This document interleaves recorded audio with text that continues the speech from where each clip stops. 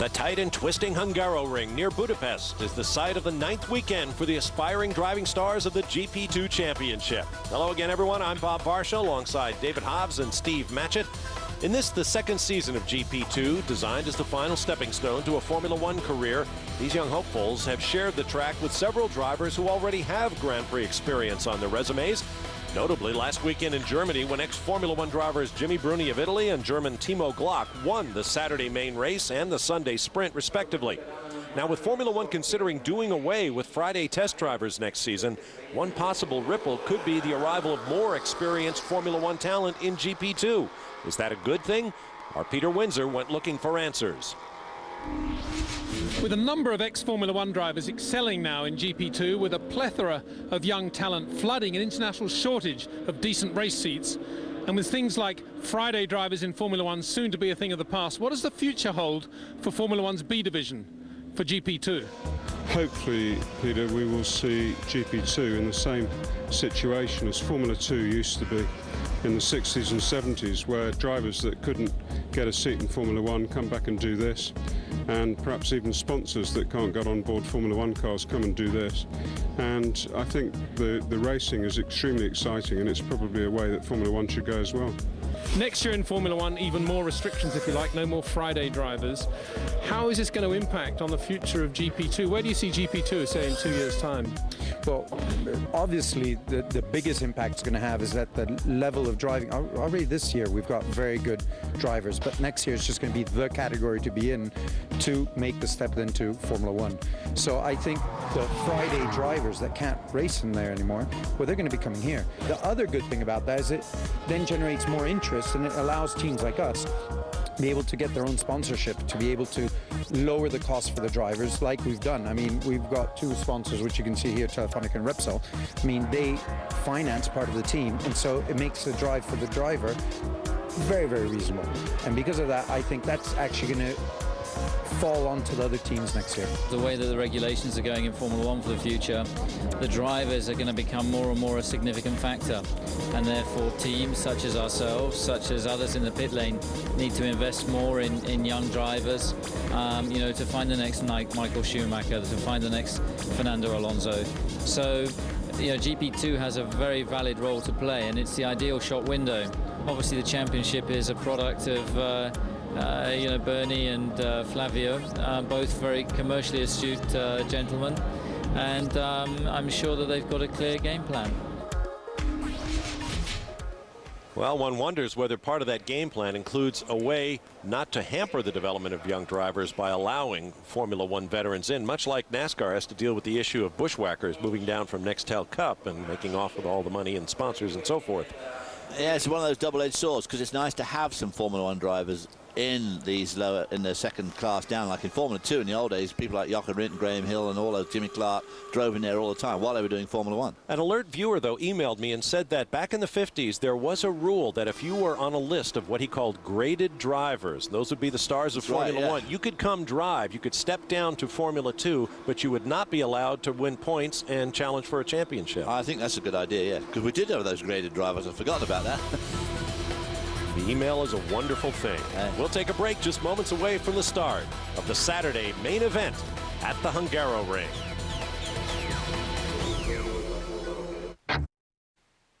Hungaroring, quick shot of the front row, lined up, the field ready to roll off for the start of the long-form main event on Saturday at the Hungaroring for the GP2 aspiring Formula One stars. There will be a mandatory pit stop as normal. Sunday, a shorter distance, fewer points on offer, but no pit stops in the sprint finale. With that, let's take a look at the starting grid for today's race. Lewis Hamilton at the back. That's part of our story. Up front, however, the man chasing him for the championship, just 24 points behind Nelson Piquet Jr. with Piquet Sports, has his 4th pole of the year, starting next to the supernova of Argentine Jose Maria Lopez. Lining up third, his best position by far this year, young German Michael Ammermüller for Arden, also their best since at Bahrain last year. Alongside him, Adam Carroll in the racing engineering machine. They won here last year. On row 3, Formula One veteran Gian Maria Bruni of Italy for Trident Racing, next to Frenchman Frank Pereira for Dams. Row 4, the second PK Sports machine, of Zandy Negrão. His best start by far this year. His average is about 14, so they must have found something in the setup in those PK cars. And next to him, Timo Glock, again out qualifying his teammate in the iSport International. Back on row 5, Formula 1 veteran Giorgio Pantano of Italy for FMS International, owned by Renault Formula 1 star Giancarlo Fisichella. Next to him, the iSport International machine of Venezuelan Ernesto Vizo. In 11th place, Ferdinando Monferdini in the second DAM's car, and Clivio Picciano in the first the Dave Price Racing Team car, still without a major sponsor. On row 7, Adrian Baez of Spain for Campos Racing. And next to him, Nicolas Lapierre of France for Arden, who took the very first Formula 1 pole in GP2 history at the beginning of last season. Hasn't started on the front row since. In 15th spot, Alexander Prima and the first ART car. He was 5th, but put back 10 spots for his accident with Yoshimoto last week, alongside Lucas Di Grassi in the Durango. On row 9, Hiroki Yoshimoto, the other half of that accident on the German Grand Prix weekend that David mentioned, next to the Japanese driver Sergio Hernandez of Spain for Durango. Row 10, Austrian Andrea Zuber, Jimmy Bruni's teammate. Next to him, Javier Villa, Adam Carroll's teammate. Both the teammates way up the front of the sharp end. On row 11, Felix Portiero of Spain in the second Campos Racing car, next to Turk Jason Tahinci for FMS International. Row 12, Vitaly Petrov, just newly replacing in the Dave Price Racing car, and next to him, Luca Filippi in the second BCN machine. And on the 13th and final row, Malaysian Farouz Fauzi for Supernova, next to Lewis Hamilton, the points leader, who could mathematically clinch the 2006 title this weekend. But the ART Grand Prix driver has had a very difficult time of it.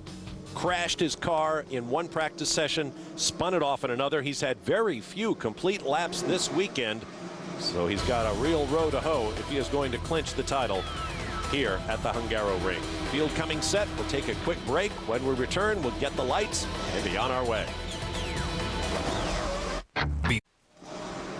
Welcome back to the Hungaroring on a cool, overcast day. Very unusual for this part of the world at this time of the year. Normally, Hungary is a very, very hot racing weekend with Formula 1 in attendance, but these are the stars of Formula 1 in the future. The GP2 International Championship, final row of the grid, coming set with points leader Lewis Hamilton of ART Grand Prix at the back, on board with him there. He's had a pretty traumatic weekend, as you said, crashing in practice and spinning in the first lap of qualifying, so let's see how he handles these 26 cars in front of him. The field is away, led by Jimmy Bruni and Jose Maria Lopez on the front row. Very tight right-hand corner coming up. Watch out for contact. Jimmy Bruni trying to come down the inside. Ooh, spread out there. Now this is a tight old corner. Downhill. Michael Ammermuller spun. That was a brief look from Adam Carroll's car. Oh. Well, you always expect some action on that first corner at Hungaroring, and sure enough, there it is. Oh! I can't believe there isn't more contact there. Oh, and Ammermuller has lost the fire. He's done. Hamilton trying to come forward, helped by drivers going off track. But he's got to be so careful picking his way through here on this first lap. I know he wants to make as many positions up as possible, but he really does have to be careful. Boy, protect your wheels. Oh, another spinner. Nicolas Lapierre and the other Arden. Oh my gosh. Shades of the Red Bull team. Notice that Red Bull sponsorship. A year ago in the Formula 1 race here in Hungary, both Formula 1 Red Bull cars went off on lap 1. Adam Carroll's up to second. This is that very fast left-hand sweep, turn 4. Nicolas Lapierre had a bit of help there, but again, you see the wisdom of those tarmac runoffs as opposed to gravel. It just makes so much difference. The cars stop very quickly. Yeah. That's one of the FMS cars, Jason Tahinci, going around. 42 laps scheduled with a mandatory pit stop. Normally we see just 2 tire changes on board with Hamilton. Okay, coming to 13. So, Nelson Piquet Jr., who took pole by 0.6 of a second, a massive gap. 0.6 of a second covered the next 11 cars in line. On board with Hamilton once again. Down into turn 1. Of course, these cars all covered by very, very, very close times. He's just not going to be able to pick his way through the field. Hamilton up to 18th from 26th. The cars are still sliding around a lot. I expected them on the first couple of laps around here to be struggling for grip, but they really are moving around a lot, which I think caused a lot of that problem in the opening lap. And to be very careful there. It's an off-camber corner. Trying to get around Monfardini there. in the DAMS car. Another good reason to be careful. Yes. Do that sweeping turn 4. Slightly uphill here. The same for this corner. And then from 5, 6, 7, 8, 9, these corners really come on top of each other very, very quickly. There's the order. PK Jr. Adam Carroll up to 2nd. Jimmy Bruni up to 3rd. Pantano from 9th to 4th. Lopez started on the front row in P2 and is back to 7th. And Glock lost time too. His teammate Viso somehow got in front of him. Alex Premat picked up about 4 spots. Racy Hamilton still shown 18th. Oh, is that Timo Glock or Viso there? Didn't catch it.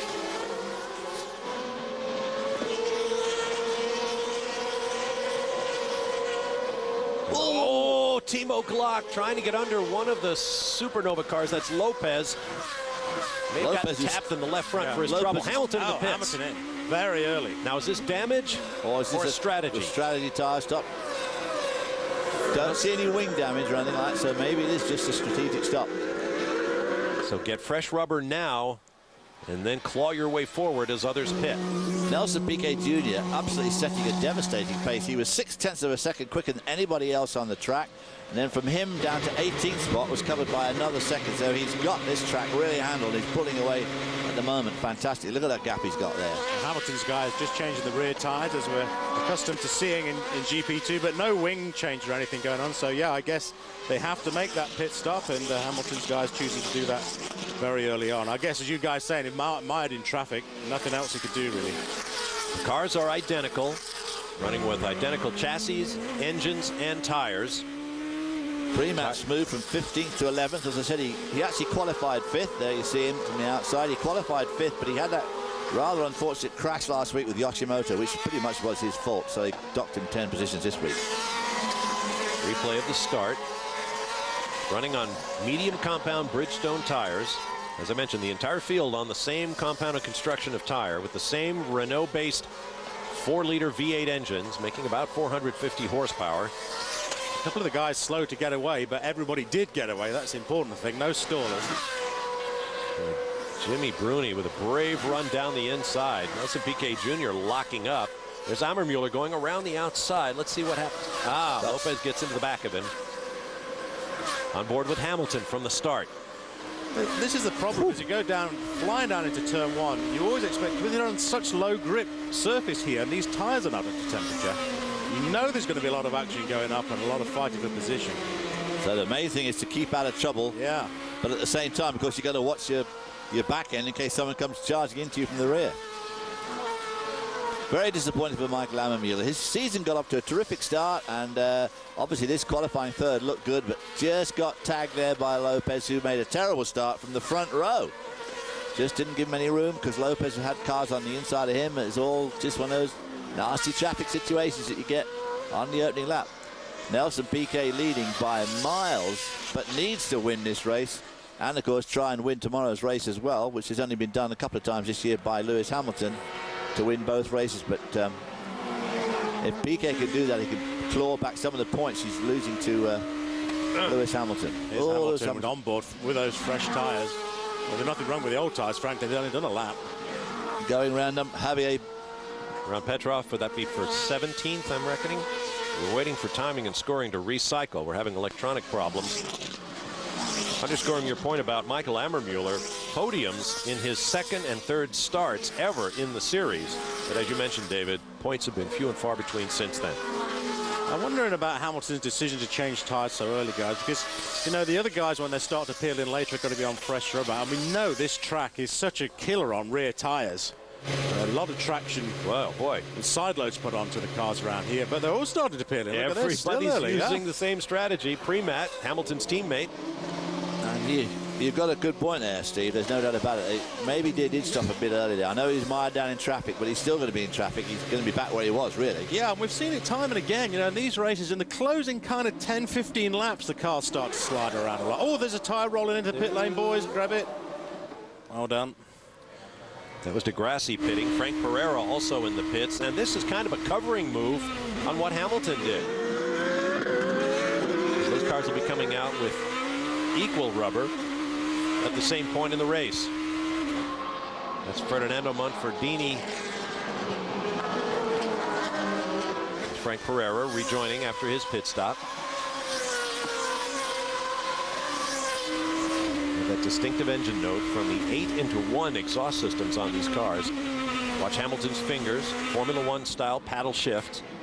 That's Monfordini in front of him. Boy, he's all over him, but it's difficult to get around people here. Oh, a penalty for Hamilton, speeding in the pit lane perhaps? Oh dear, this weekend just not going well at all. And he's coming off a pretty miserable one at Hockenheim. Yeah. He needs to net 16 points over Nelson Piquet Jr. to clinch the championship, but that is a very, very distant prospect for Lewis Hamilton this weekend. And this drive-through is just about going to be the final. Paid to that whole deal. Paid the whole thing up. That will. Meanwhile, Piquet, for his part, has to drive a fairly measured race. I mean, he can't burn the tires off the car trying to show everybody how much faster he is than everyone else. See Hamilton. There goes Hamilton. Yep. So he'll drop back from 21st. Yeah, and as we always say with these pit lane penalties, if you've done it once, please don't do it again, because they will have you. You can keep going through all day long if you like. I'm wondering about those drops of fluid we saw on his onboard camera. You see the clouds overhead. It's been dry but threatening throughout the weekend. Well, I shouldn't say that. Actually, when these cars went out for their first practice on Friday, it was damp. Yeah, from an overnight rain on Thursday night. Is that tire smoke? I hope so. Yeah, I think it was a little lockup. Yeah. Piquet Jr.'s had a bit of a roller coaster ride this year. Yeah, what are we looking at here? Big slide from one of the supernovas. I wonder if he lost that on marbles. He's offline like that. So he gets offline, and you can see to the edge of the track. There's already quite a lot of rubber buildup. Yeah, there is. Fauzi with no points this year, but lots of Malaysian sponsorship. Look at that money. lead he's got. Cheap. Well, that's what I'm talking about. He's turned fast laps, so right now I'm guessing he needs to dial that back a little bit. Yeah. Get into it for the long haul. Maybe thinking about his pit stop. But he has so much pace in hand, this Piquet Jr. He really doesn't need to blow everybody in the weeds. Adrian Valles makes his mandatory stop from 12th.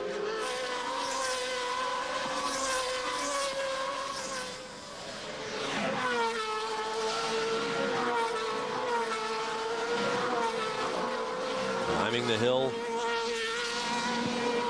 Grinding those tires. Saw Jimmy Bruni there coming in off a win in the feature race a week ago in Germany. Giorgio Pantano had an eventful weekend at Hockenheim. Another one in store here, running 4th at the Hungaroring.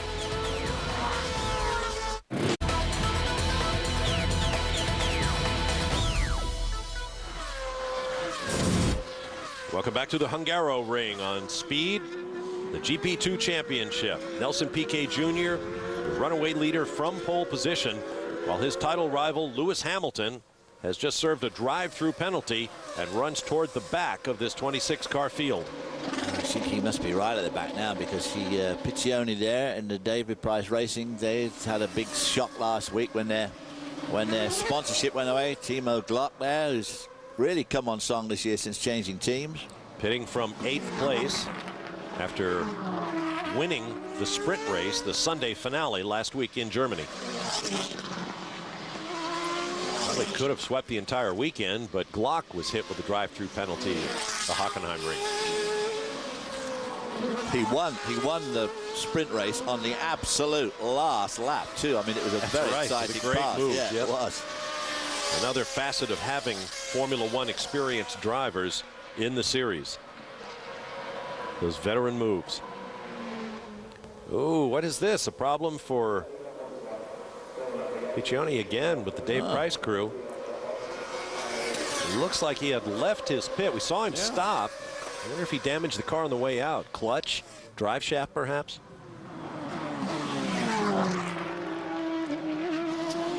Long downhill plunge to the first corner at Hungary. That corner was lengthened to make it a better potential passing zone some years ago. This is Piquet coming up to lap. Fauzi, is it ahead of him? Well, Fauzi's been off and on, so Well, I'm amazed at the amount of tyre build-up around this track already. We've seen that at the last race on these GP2. I mean, it can't just be GP2 rubber. Must be some of the Formula 1 stuff, you think? Yeah, or maybe some of the support races. But, wow, there's a lot of rubber build-up around. Meanwhile, Jose Maria Lopez pits from 7th. Luca Filippi pits from 11th. There he is in the red and white car. Lopez exits in the Supernova. It's like they were changing the left front and the left rear as opposed to the two rears on that car. Left front, left rear. Yeah. Well, left side tyres do take a bit of a battering around here, I suppose. Yeah.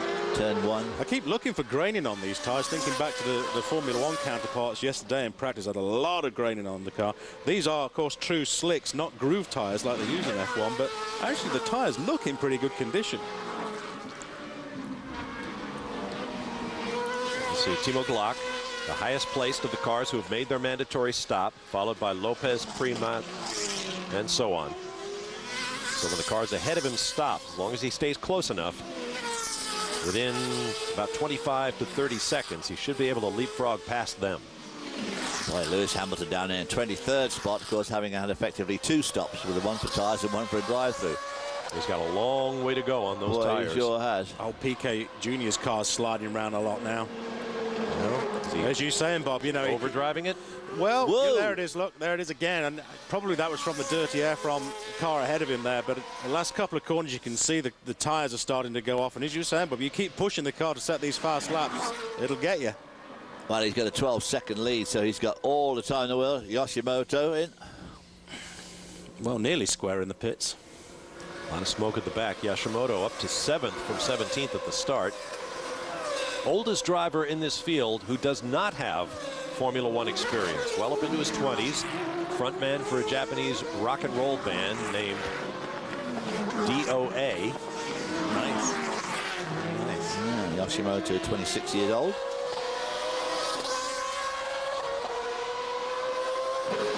Yoshimoto rejoins in 14th, but Ferdinando Monfordini wants to get by him. Oh boy, nobody's watching their mirrors here. You see that little bit of a chicane off to the right. Shortly after this track was built in what's called Three Springs Valley, about 10 miles outside of downtown Budapest, they discovered a spring that was causing the track to break up, so they added that little bit of a jink to the right and left. Later on, decided it wasn't the best solution, so they controlled the spring and resumed down that straightaway.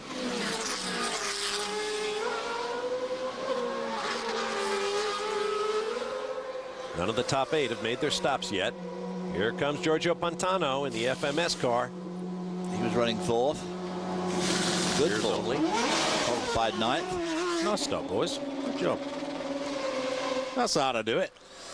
Yeah, and that's familiar face to American racing fans with some open wheel experience here in the United States. Says he'd like to come back and drive a champ car again someday.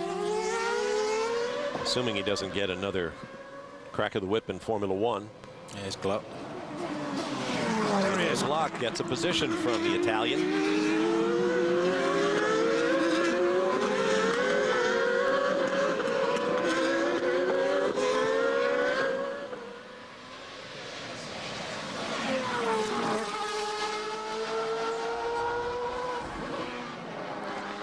Field incredibly spread out when you consider how close the times were, apart from Nelson Piquet. The next sort of 15 cars were all on 1 second, and now they got so spread out. It's most peculiar. This is a stop-go penalty for Zuber, so the guy standing at the back here will have the remote electronic started just in case the car stalls. The mechanics ahead, well, could have done a better job at clearing the way for him. Yeah, I'd say so. We don't know what he did wrong, but Andreas Zuber qualified down in 19th spot, so he's probably putting in the back now. Sounds like he tried to lift the manifold on that V8 when he left the pit lane. Ernesto Vizo and Zandy Negrão, 4th and 5th. Jimmy Bruni pits.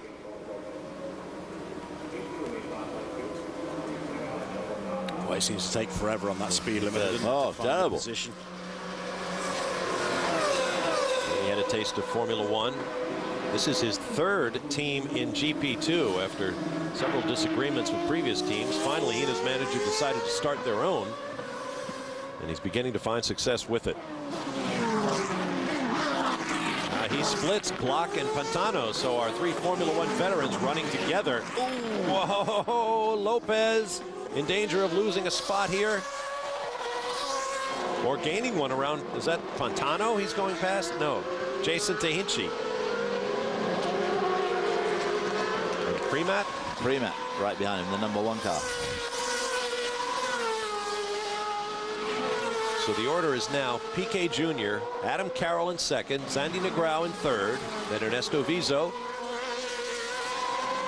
All needing pit stops. Javier Villa next after Bruni pitted from 20th on the grid. Villa having a great run, but he has a stop to make, as does the man behind him, Nicolas Lapierre, who we saw backwards on the track on lap 1. Then Glock and Pantano made their stops. Tehinci in the middle of that fight we're watching. Then Lopez, Primat, Pereira, Yoshimoto, Manfredini, Baez, Filippi, Portero, Hernandez, and DeGrassi, the top 20. Hamilton, 22nd. Tehinci being the spoiler here. I mean, the guy is not very quick, and he's just really is a moving chicane. He's holding up Pereira very badly. Pereira qualified 6th, so he's now dropped way back. One of those drivers whose strongest racing attribute is a thick checkbook. Piquet now looking at a gap of what's over 17 seconds. Which is extraordinary over Adam Carroll, who's no slouch. No, and I mean, Piquet must have absolutely got the setup dead spot bollock on here. Well, yeah, but the car's sliding around, isn't it? I was thinking about 5 laps ago. You know, he needs to think about coming in for tyres, but he's continuing to circulate. He hasn't been in yet.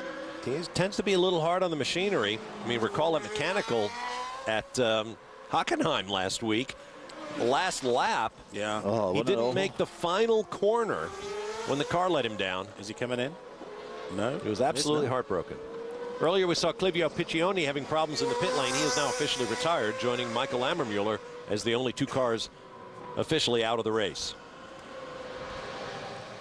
Lewis Hamilton, the last man on the lead lap in 22nd, on board with Hamilton.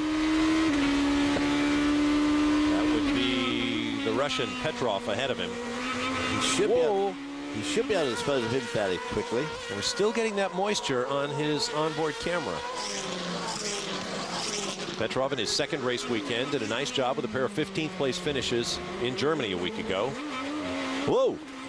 Old Hamilton getting pretty crossed up there, and these tires got a long way to go yet. And this is the problem with the Hungaroring. Oh, the Russian lets him by. Let him by. Well, I guess that must be water. I was wondering whether or not when we got close to the car ahead, if you'd see those little splashes of, if it was oil or water coming out of the car ahead, we'd see a lot more on the camera there, but we didn't, so I guess it is rain. Boy, Nicolas Lapierre making his stop. Pitting from 6th, which is pretty outstanding, considering he qualified 14th, had a spin on the opening lap, and he's now up to 6th. 3 tires. Ernesto Vizo also pitted from 4th. I'm wondering if some of these teams, if there is moisture in the air, I'm wondering if some of these guys are delaying their pit stops thinking we may need wets before this is over. That's a good point too, Bob, yeah. Well, only the right front remained on that pit stop. You're always thinking, Bob. It's just fascinating to me. It's just one of my many faults. How you're thinking ahead. So, the cars who have yet to make their stops. Piquet Jr., Carroll, Negrão, Villa, and Tehinci.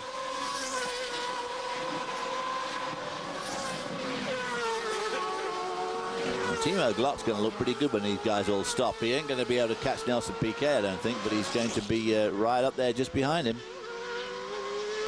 Well, he's 44.3 seconds behind the race leader right now. That won't be nearly enough. Oh, that's entering. Steady up, son. You don't want to get a pit lane speeding penalty. Pit lane entry with style. That'll move Zandy Negrão up and Ernesto Vizo. Carroll will probably rejoin around front tires. 10th place. That's something we don't see every day in GP2. Wait, they're going to change all 4? Yeah, I think they are. I saw the guys ready with the rear tires when the car drove in. That may be a really smart move.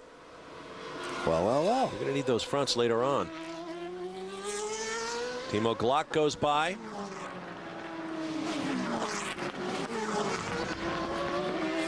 Where he rejoins behind Lopez in. Whoa, well, that takes care of breaking in those new tires. Half his new tires, yeah. That's right.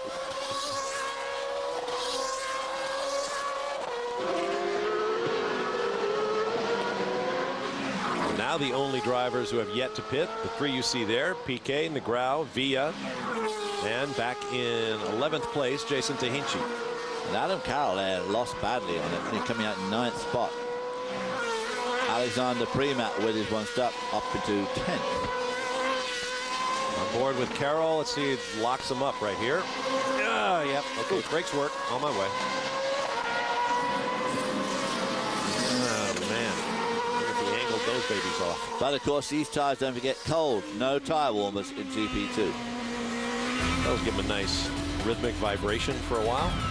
We'll take a break and return with more of the Saturday main GP2 event from Hungary.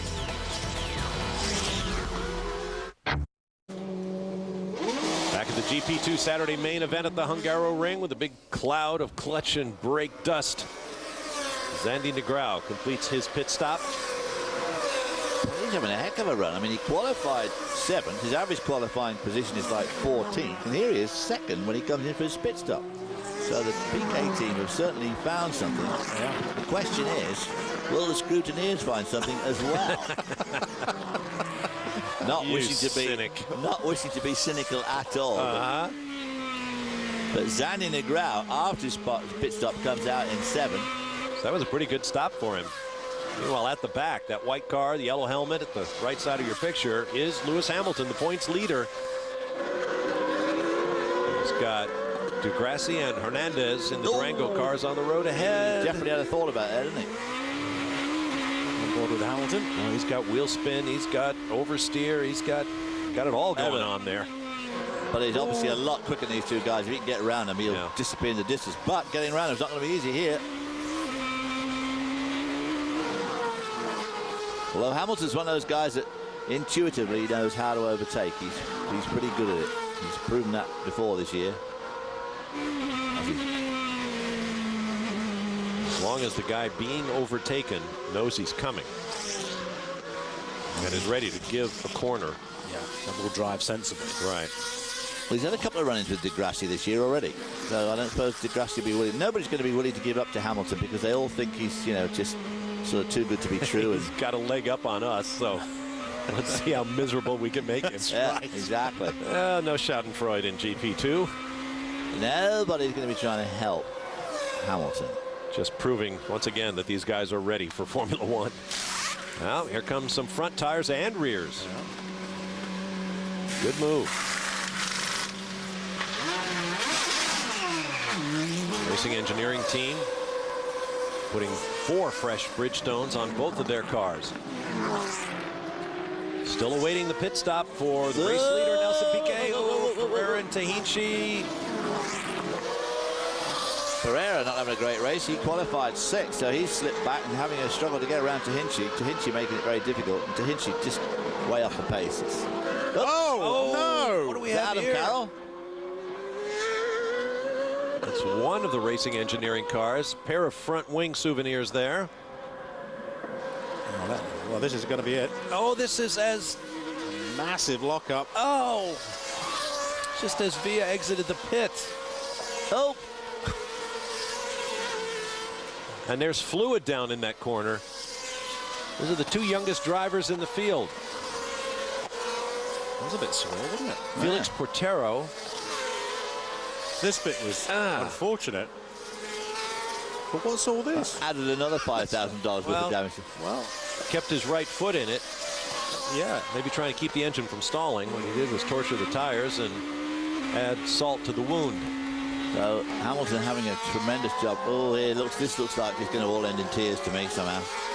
I just don't see any future in this lot growing together. Oh no! Smoke. Expecting body parts flying through the air. There's going to be more than one nose broken in this job. Surprised we don't see a local yellow down there in 1. At least none indicated. Back to Whoa! Steady on, boy, hold on. Getting frustrated now. Yeah. Well, his rears are giving up, aren't they? Yeah. But he's trying so hard. The gap between PK Jr. and Glock is 44.7 seconds. 45 seconds ahead. Well, PK hasn't pitted yet. But of course, PK is going to stop. So Well, now here he I was is. just thinking he must And he be should be coming able to in. do this easily and get back out of the race lead. Look at Got a that. blister on the right Blister, front. big blister on the right front. Front brake was glowing, weren't they? 4 tires. Well, I was worried he was overdriving the car, but he got a nice big gap, and now he can control the race. Oh, Hamilton saw his point there. Degrassi locked up, but Hamilton's obviously having some handling problems of his own. He's really flailing away. Well, I with it. think- Whoa! Oh, Hamilton making a move. Did he get him? That Degrassi's Degrassi? on the inside. He got one of Yeah, it. either Degrassi or Hernandez. It's an awful circuit to overtake on anyway. We all know that to begin with. But when you're running so close to the cars ahead as Hamilton has been, of course, the tyres go off so much quicker. There's the order after the stops. Piquet remains the race leader. Glock doing a great job, has hoisted himself up into second with that early stop. Oh, don't say that. I was just looking down here. Yeah. Well, What we're that's looking what at. he was saying ho about. Yeah. Lapierre. Oh. And Yoshimoto. Yeah, I said it would end in tears. You're No way. Well, let's see if Yoshimoto decides to have a conversation with Lapierre, as he did last week after being taken off the track by Primat. So Japanese-French relations haven't been too smooth over the last week. Mired in sushi.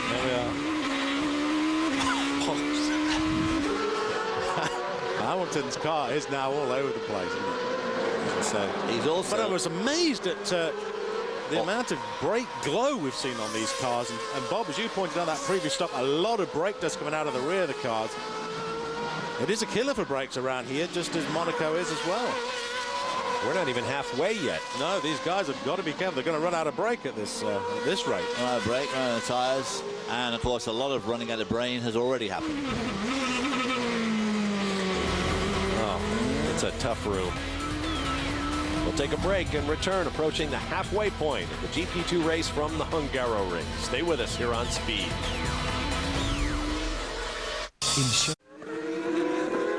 Welcome back to the GP2 main event on a Saturday of the Hungarian Formula One Grand Prix weekend here on Speed with Steve Matchett and David Hobbs, as well as Peter Windsor. I'm Bob Varsha. Race leader Nelson Piquet Jr. is simply stomping the field. He has reset fast lap at 1 minute 30.711 seconds for a bonus point, and that is fully 2 seconds quicker than anybody else in the field has been able to run. The question is he using up his tires? He leads Timo Glock by 13 seconds. Behind Glock is Gianmaria Bruni, Giorgio Pantano, Ernesto Vizo, Zandy Negrão, Alex Primat, Adam Carroll. Then Lopez and Pereira round out the top 5. Oh, look. Oh, Lewis Hamilton, the points leader, trying to get by Lucas de Grassi. That's for what I 14. mean about knows how to overtake. See the way he set him up there? I mean, he just did a terrific job there. Just whistled. It took him some time to set him up, but boy, he did a heck of a job there. This is a replay of Jason Tahinci on the left, battling with Ferdinando Manfredini. Oh, and Tahinci blocking everybody behind and running right down the middle of the road and finally getting hip checked by Adrian Vaez. Thank you very much. Exit stage right. That was lucky that didn't get worse. Tahinci, of course, still has not stopped for tyres. Replay of Hamilton going past Degrassi there. Degrassi, again, very, very good there. Didn't do anything stupid to try. And Hamilton goes right by Baez. So Lewis Hamilton now up into 13th.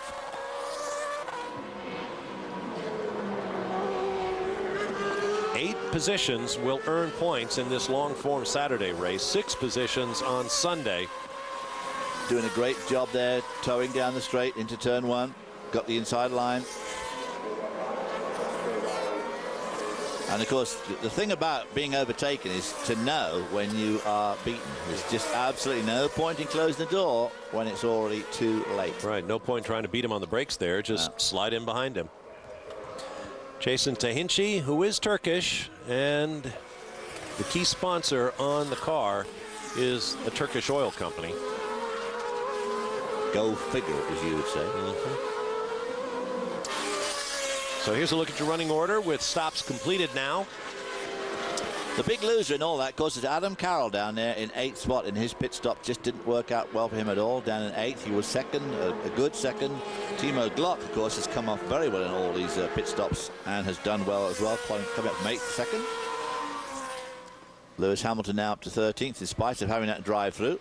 I just saw the mechanics looking out to Hinch's car who went in the gravel, looking around the front. But talking about brake wear, and I think it is an issue. Earlier on, Nelson Piquet Jr., look when the tyres come off the car here, you'll see that the carbon brake discs, there's a little bit of cloud of the dust coming off, but when the guys, these discs actually glowing, usually you'd expect to see them glowing on the track. You would not expect them to see them glowing out here. But look, as soon as the guy gets the tyre anywhere near that disc, it starts to burn rubber off the inside. Here you can see on the brake ducts right here, they've got a little bit of tape on the edge of the brake ducts on the inside, and that is to control the airflow. But at this stage, Nelson Piquet Jr.'s car's running way too hot. They're carbon fiber or carbon brakes, and you need them to be running much cooler than that.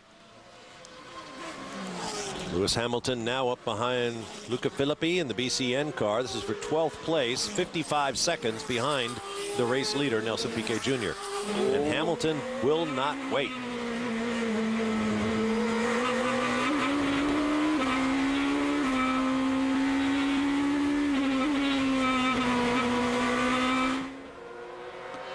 Coming down to turn 12, they straightened this out a couple of years ago to try and make an overtaking spot into turn 12, but you don't see a lot of overtaking going on there for some reason.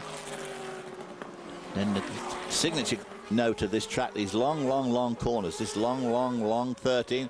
Ooh, Philippi get there, up the inside. He goes up. Another spot for Hamilton. Round that long right-hander that leads onto the front straightaway, and there in front of him is Ferdinando Monferdini.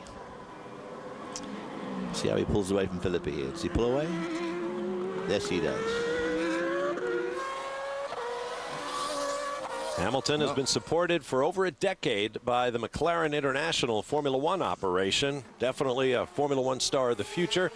Perhaps as early as next year, or perhaps if he can clinch this GP2 championship as early as this year. With Juan Pablo Montoya having moved on to NASCAR in the United States, Hamilton may get a shot in a McLaren Formula One car this year, though team principal Ron Dennis says he doesn't want to drop him into the deep end too soon. That was the shot of the glowing brake disc there. Usually you see a sort of cherry red effect out of them. Wow, these things are nearly white hot. They should have taken that tape off when he was in the pits. Absolutely, they should have done, yeah.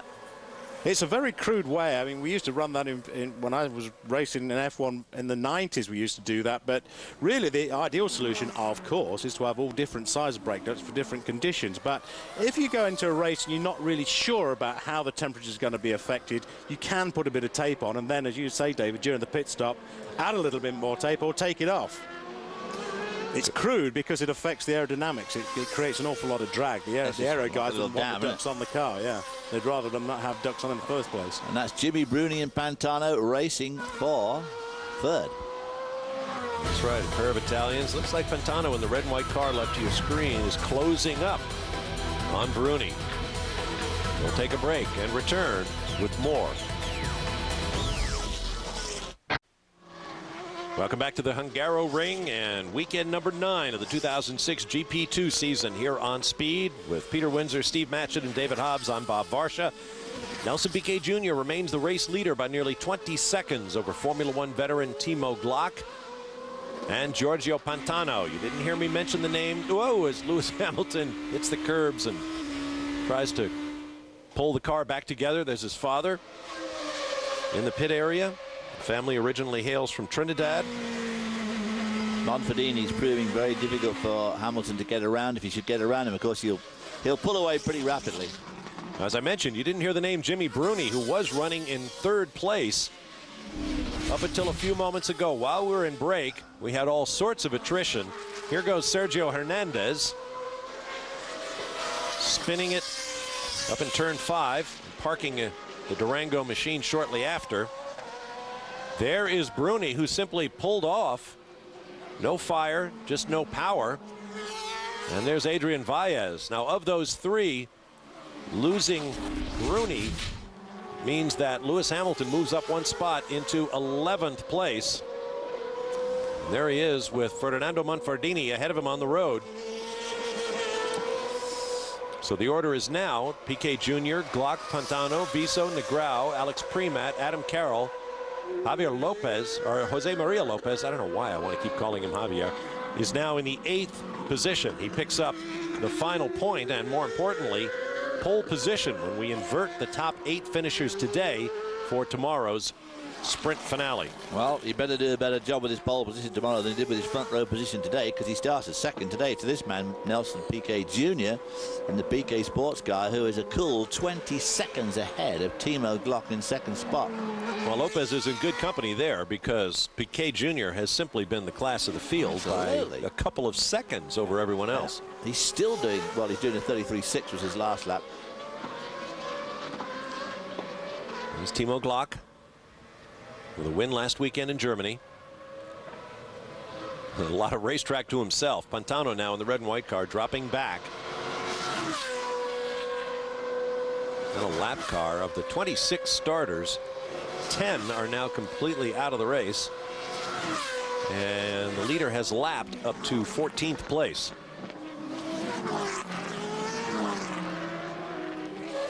Having a great run today. Nelson Piquet Jr. had a great run going last week in the long race in Hockenheim, and unfortunately, the car just quit. I mean, it looked like he clipped somebody, and then the car just went completely apart, and it just wouldn't run at all, and finally stopped within yards of the start-finish line. He dropped from 3rd to, what, 16th or something.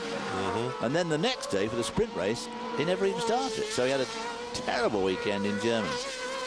But having a good one here so far. He's having a great one. Yeah. He's already picked up 2 bonus points for pole. He still has set the fastest lap. That's worth another bonus point. Notice those flags snapping in the background. Yeah. Quite a breeze blowing.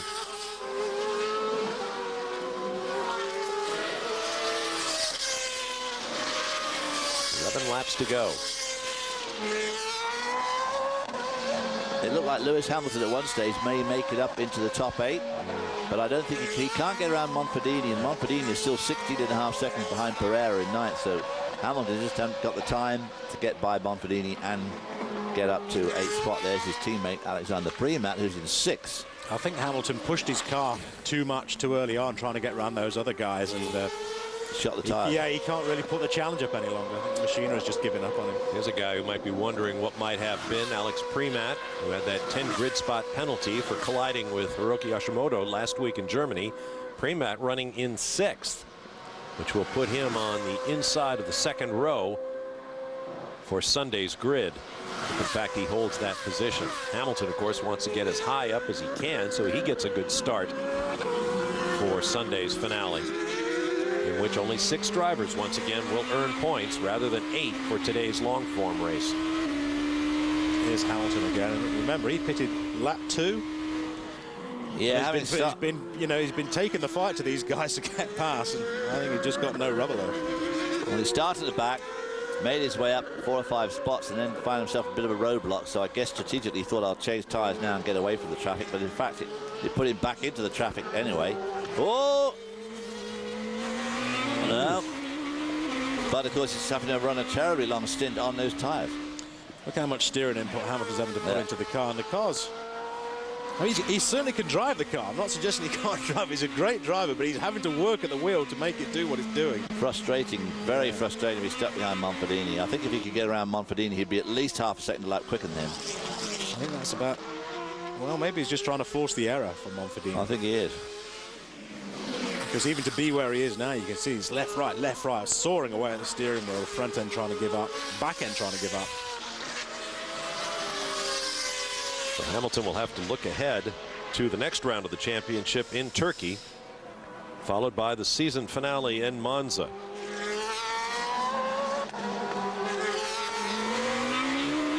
It looks like it's going to be a much tighter championship than we would have guessed just a couple of rounds ago when Lewis Hamilton was sweeping all before him, and Nelson Piquet Jr. was having all sorts of problems. Here's his dad once again, watching on the monitors. Hamilton hoping to become the first driver from the Caribbean to move into Formula One.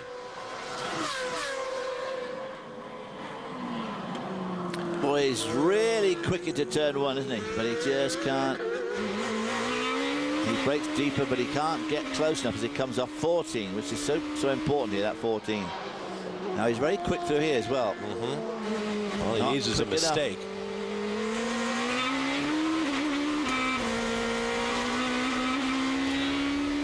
Tried a little short shifted there. Short shift, yeah.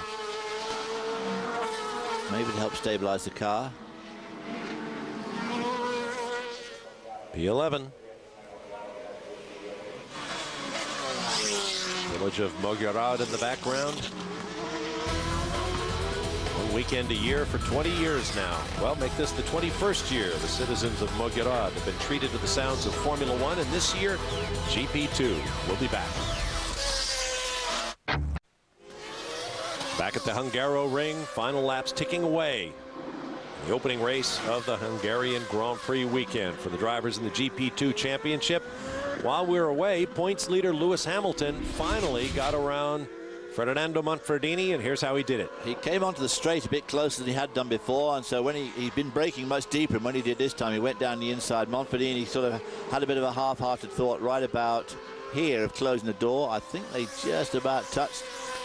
Hamilton says thanks very much and goes on his way. That puts Hamilton up into 10th place, but he is too far 16 seconds behind Frank Pereira and Jose Maria Lopez in the final points-paying position. And there's Lopez and Pereira right there. And of course, if he catches him up in the next 5 laps, which is highly unlikely, he's never going to get around him. That's Adam Carroll on the road and ahead of him. That's all for position. That's 7th, 8th, and 9th, all running nose to tail. The car in the middle, Lopez, is in position to start from pole in Sunday's finale.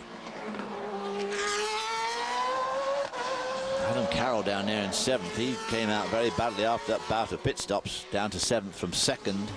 Timo Glock, on the other hand, had a good run on the pit stops and jumped from sort of 7th up to 2nd. So stops worked out well for Glock and did not work out well for Adam Carroll. A lot going on in Adam Carroll's life right now. He has just ended a relationship with the Honda factory Formula One team as a test driver. Now, Lewis Hamilton in 10th spot has just done a 32.0, a 1 minute 32.0.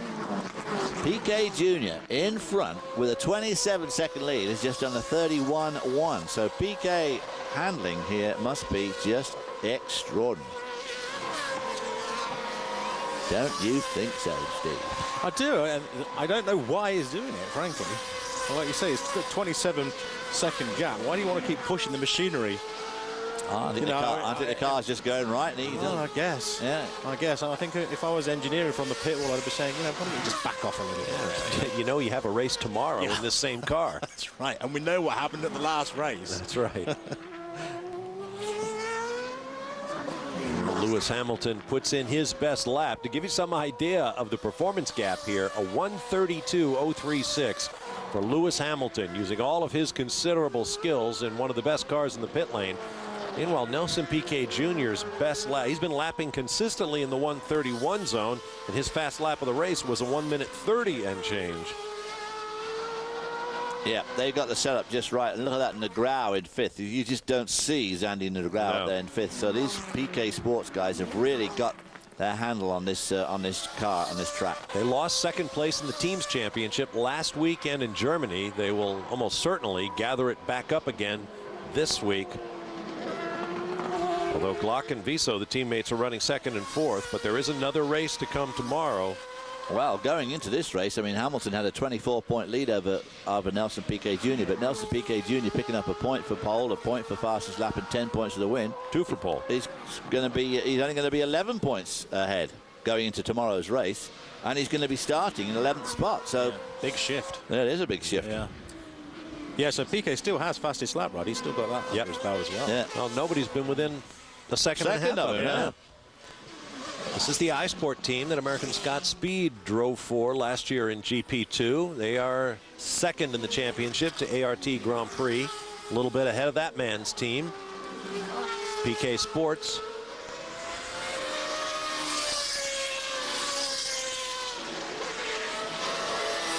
Uh-oh, what's happening to Hamilton? Now what are we gonna see? Nobody on the road ahead of him. You know he's got a problem coming up. Whee! Now that left rear probably getting pretty knackered by now. Yeah, I'm sure. Don't see any blisters on the front.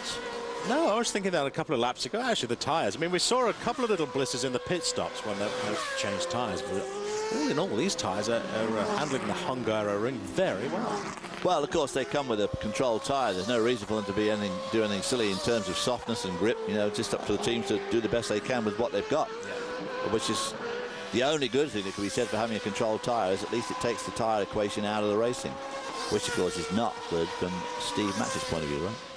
Well, yeah, I always say this. I love the technical challenge, yes, I do. But if you want to control the speed of the cars, the tyres seems to be the obvious thing to do. Because, as you say, with a controlled tyre, you can dial in whatever lap time you want. 5% increase in the performance of a tyre. Somebody was saying in the pit lane last week is worth about 1.5 seconds. A 5% increase in the performance of the engine is worth about 0.2. There's two ways. There's two ways of looking at it. If you want to slow the speed of the cars, what makes the cars go fast? It's the engine. Well, you know, in Formula 1 terms, just make them a 1-litre engine. See how fast they go then. You know? But really, to control, you can absolutely dial in really to the 10th of a second how fast you can get a car to go on a controlled tyre. And I think that's exactly what you're saying here, David. You know, there's no need for Bridgestone to push the envelope. No. They're not racing anybody else. Now, just 2 laps to go now for Nelson Piquet Jr. No doubt hoping it turns out better than the last 2 laps last week. Timo Glock in 2nd spot. As Bob says, Timo Glock's got Formula 1 experience, so has, of course, Pantano, who's right behind him. Lapping Vitaly Petrov. Yeah, that's Petrov. And again, still only Piquet Jr. in the 31s.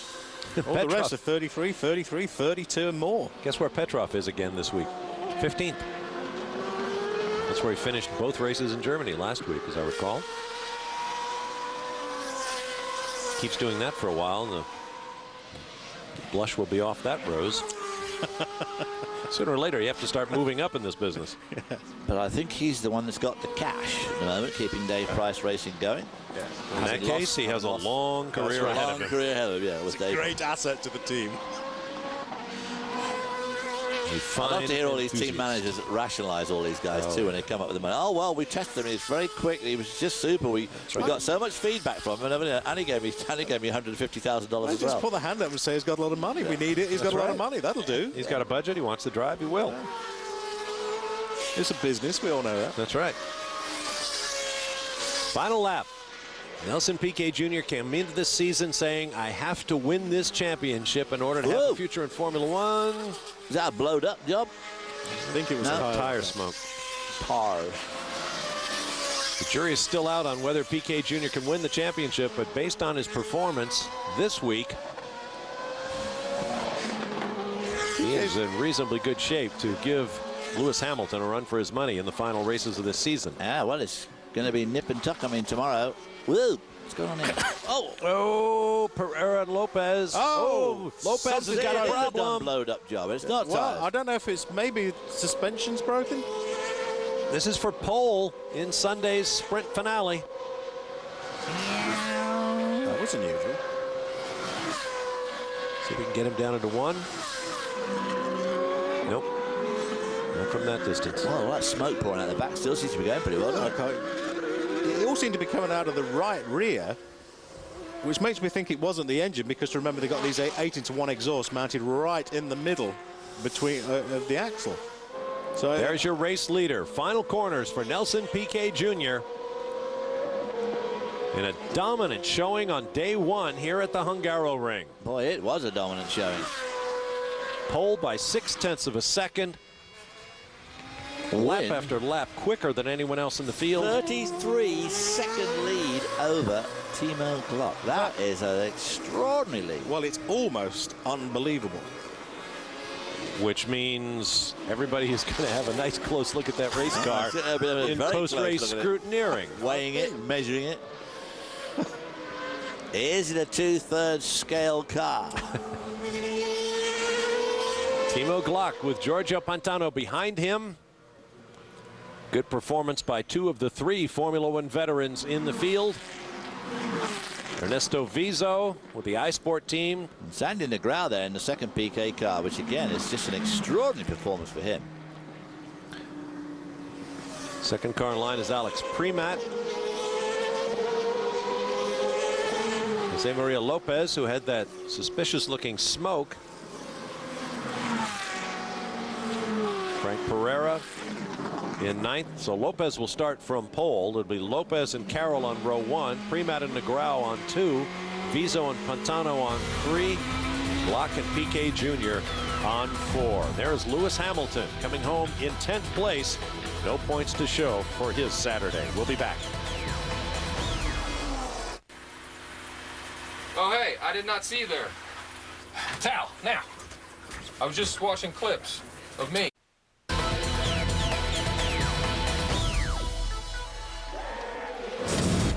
Back at the Hungaroring, the top 3 finishers take their places on the podium. There's proud Papa Nelson Piquet Sr. Time for the anthems.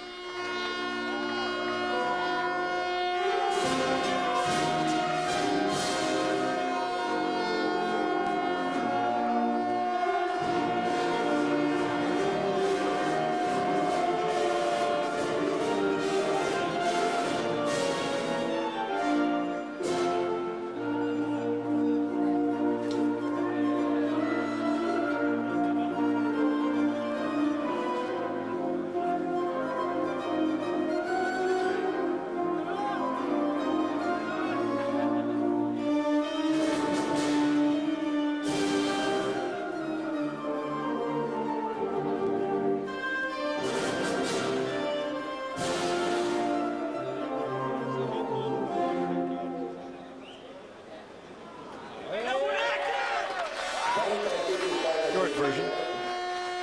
Almost had an international incident there with the flags. Absolutely, a technical snafu there. Steve Matson is working on it as we speak.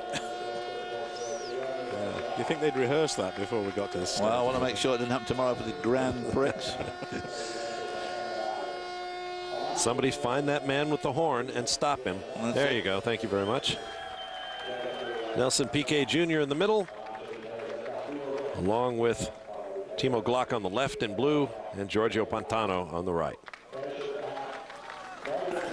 Oh, great job, great drive. Well, I just find it almost suspiciously great, because I mean it was so good, wasn't it? I mean, just not even, no one's even close. Out qualified the field by 0.6 of a second. Everybody else is on the same second, and somehow he just. As a famous journalist once said, I take my hat off to him if somebody can convince me he wasn't cheating. But innocent until proven guilty. A dominant drive by Nelson Piquet Jr. Can he do it again from 8th on the grid in Sunday's sprint finale? We'll find out later on in the program. For now, we'll take a break and return to the GP2 Championship in Hungary. In show business, there's nothing like payback. A brand Vizio, where vision meets value. Welcome back to the Hungaroring, where second-generation star Nelson Piquet Jr. has gotten his GP2 weekend off to a great start with victory in Saturday's feature event. Here are the results. Victory, he also got a point for pole and a point for fastest lap, so he's had a good day today. Timo Glock had a good run in the iSport International. Giorgio Pantano hanging in the FMS. Ernesto Vizo in the iSport. And look at that, Alexander Negrão in the second PK Sports. That's the best result of his by far. Alex Premat comes into 6th from halfway down the field. Adam Carroll not having such a great day. Lewis Hamilton 10th from 26, so he made up a lot of places, but not enough to get in the points. And there you see the rest of the runners. Michael Amamilu, who started 3rd, dead last. And now, through the magic of television, let's skip ahead to Sunday's finale. A wet day, helpful pit lane official there.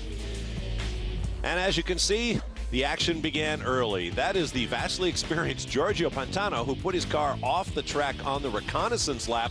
So the officials decide, well, let's just take these young studs and start them out behind the safety car. But on lap 3, the safety car came in, and as you can see, there's an awful lot of water around on board Adam Carroll now, trying to get around Jose Maria Lopez, who's leading the race. Well, obviously that wasn't too much trouble at that point. Lopez spinning into the wall. Zandy Negrão going to turn 1, has a very long spin, slaps her into the old tyre wall, bang. That's a pity he came 5th yesterday, his best result of the year by far. There you see all that water coming out of those tyres. Look at this. Race leader Adam Carroll spinning out of that turn 3, just clips the wall, removing the front end. And to add to his woes, because he hasn't got any front downforce on the car, whoops, misses the pit in. A little bit later with 17 laps to go, Lewis Hamilton passes his teammate, Premat, for second. Nelson Piquet Jr. in the race lead, pushing hard and sliding well. And he once again dominated the day, taking the checkered flag and become the first GP2 driver in the history of the series to take maximum points from the weekend. Pole position, fast lap in both races, and sweeping both races. There are the iSport teammates Vizo and Timo Glock battling for fourth right at the end. Vizo held on to it, but this weekend was all about Nelson Piquet Jr. hugging his father, the three-time world champion, right there. And as they did on Saturday, a little problem getting those flags of the world raised on the podium. So there you see the results of the sprint race. Nelson Piquet Jr., Lewis Hamilton coming in second, Premat third, his teammate Ernesto Vizo beating Timo Glock for about the first time in the race they've been together. Fernando Monfordini in the Dams car there, Adrian Baez from Campos, Bruni, who had a miserable day yesterday, and Zuber in the second tried car. Michael Ammermuller making up a bit for yesterday, but of course 11th spot doesn't score any points in these races. And Jason Tahinchi somehow finishing 14th. Hiroki Yoshimoto not having a great weekend either. And now with but 2 complete weekends to go in the 2006 season, here's where it counts in the championship standings. Well, that points lead was 24 going into this weekend. As you can see, it's come down substantially. Premat jumps into third spot, and also the team is doing well. Timo Glock still ahead of Ernesto Vizo. Jimmy Rooney hanging in there in spite of being out of yesterday's race. Jose Maria Lopez finished last in the sprint race today, but still got 30 points. And as you can see, all those points there are very close together, down to 13th of Michael Ammermuller, who didn't score any points this weekend either. And in the team championship, After 17 of 21 rounds, ART Grand Prix still out in front, way out in front actually, with 143. iSport International 93, but PK Sports having a great weekend with those results from PK Jr. there, now with 88 points on the board. Racing Engineering down there in 7th, 24. Big drop off from there, from 1st to 7th. Right down the bottom, Durango, problems all year. 13th on the board, only 5 points scored so far. So at least in the Drivers' Championship, the game is on. 11 points separating the protagonists with 4 races over 2 weekends to go. Thanks for joining us for the GP2 series from the Hungaroring here on Speed, but don't touch that remote. Live coverage of the Formula One Hungarian Grand Prix is coming up next. Will it be wet, and what will that mean for the World Driving Championship? Stand by. For now, for David Hobbs, Steve Matchett, and Peter Windsor, I'm Bob Varsha. The Hungarian Formula One Grand Prix starts now.